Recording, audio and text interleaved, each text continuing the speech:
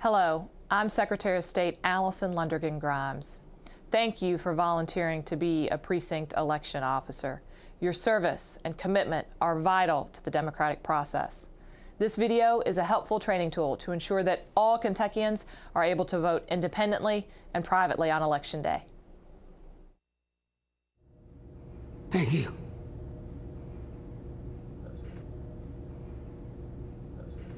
We couldn't exercise our right to vote without you.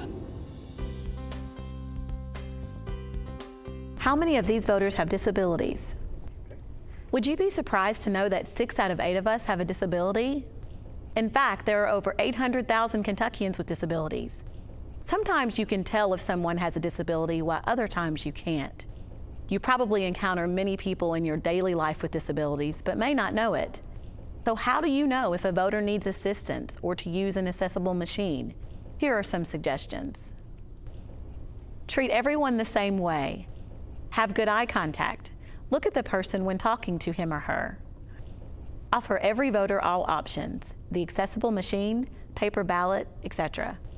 Remember, anyone, including people without disabilities, may use the accessible machine. Tell the voter that you would be happy to help if assistance is needed. Relax and smile. Let's see what happens with Sam, a first-time voter. Hi. Good morning. Good morning. How are you? I've never voted before. Do you have a photo ID or a social security card or a credit card? I have my student ID. Great, that works because it has your picture and your signature. Let's see. There you are. Just please sign right there. Your ID. Great. Now you've got the option of voting with a paper ballot using the scanner, or you can use the accessible machine. Accessible machine? What's that? It's a machine that was designed to help voters with disabilities be able to vote on their own. Anyone can use it, though. We'd be glad to show you how. Okay, cool. Kay will be happy to help you. Okay. Come on down here and get your number for you. This is your access code that you'll have to enter into the machine. Thanks to the patient election officers, it looks like Sam is having a great first-time voting experience. Here are some more tips for interacting with voters who have disabilities. Always ask the voter if he or she needs assistance before providing it. Sometimes well-meaning actions actually make things harder for a person with a disability. Use person-first language. For example, I am a woman with multiple physical disabilities, but I'm also a professional, a mother, and a friend.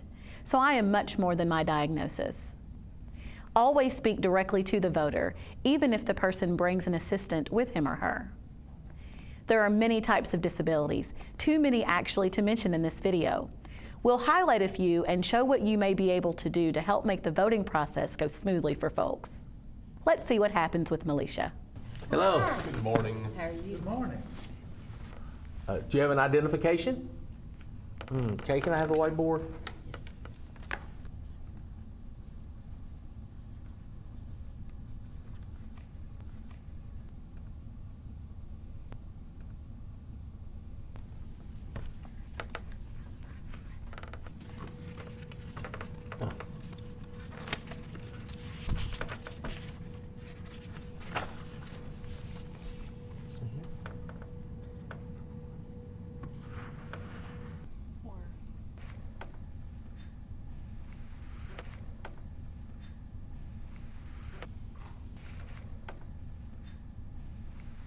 Thank you.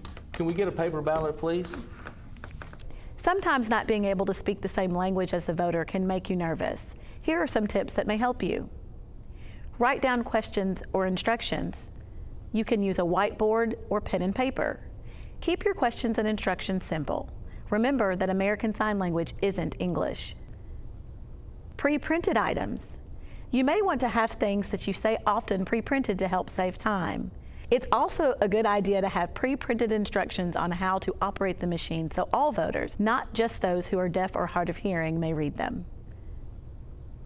Another sensory disability is blindness or low vision. Here's what happens with Pascal. Hi, Pascal. It's Carol. How are you? I'm blessed. This is a great privilege to do this. Did you know that over 1 million of our brothers and sisters have died in the field of battle so that we can have this privilege today. I bet you didn't know that. We are blessed. Yes, we are. And I have found your name here and put a signature guide. This is where you need to sign. Remember, if the election officer knows the voter by personal acquaintance, no further identification is needed. Would you prefer the accessible machine or the paper ballot? Accessible machine has headphones and stuff. That sounds good for me. Does that sound like you want to do? Yes, that sounds good for me. All right. Would you like an election officer to help you to the machine? Yes. Yes, Okay. yes, please. Scott here will help you to the machine. And here's your access code. All right. Here you go, Pascal. All right.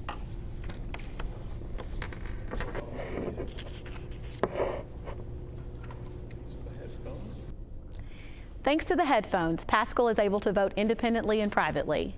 Remember, when voters use an audio ballot, they are not limited to the regular 2-minute time frame allowed for voting. Another type of disability is intellectual disability.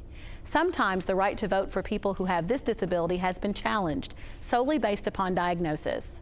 Remember, unless a person's right to vote has been removed due to a felony conviction or during a guardianship proceeding, he or she has the right to vote. Let's watch what happens with Paul. I hear that vote. Gosh, I'm so sorry. I didn't quite understand what you said. I hear that vote. He said that he is here to vote. Okay, may I please see your ID? When you don't understand someone's speech, it's okay to ask the person to repeat him or herself, or ask him to write it down. It's also important that the poll worker spoke directly to Paul because he is the voter.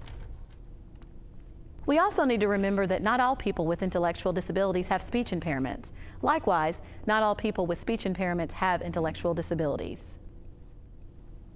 The Americans with Disabilities Act and the Help America Vote Act indicate that polling places must be accessible. What exactly does that mean? There must be an accessible route to the polling place entrance. This means that there shouldn't be any gravel, steps, or any other barriers that aren't resolved without at least temporary solutions. This also means that there must be signage that clearly indicates the route to the accessible entrance. There must be an accessible entrance. This means that if a voter has to go through a door, a person should be able to go through it without assistance. There must be accessible parking that should be wide enough to accommodate a van with a lift. The route to the sign-in table and machine should be barrier-free. The machine lowered if a person needs it. Oh yeah, the accessible machine should be set up before the polls open, and the precinct officer should be educated on how to use it and when to offer assistance. The purpose of this video is to familiarize you with common accessibility issues. Like voters, every polling place is different. If you have questions or know of an issue, please talk with your county clerk. For more information on interacting with voters who have disabilities, please consult the Tips for Interacting with Voters Who Have Disabilities section of your Precinct Election Officer Quick Reference Guide. Your county clerk, the State Board of Elections, Protection and Advocacy, or the Kentucky Americans with Disabilities Act Coordinator. Thank you for watching, and thanks again for helping all of Kentucky voters exercise their rights. Our election process works best when everyone participates. And as Secretary of State, I'm committed to protecting the right to vote for all eligible Kentuckians. If you have questions about the information in this video, please visit our website at sos.ky.gov and Protection and Advocacy's website. Thank you again for your help.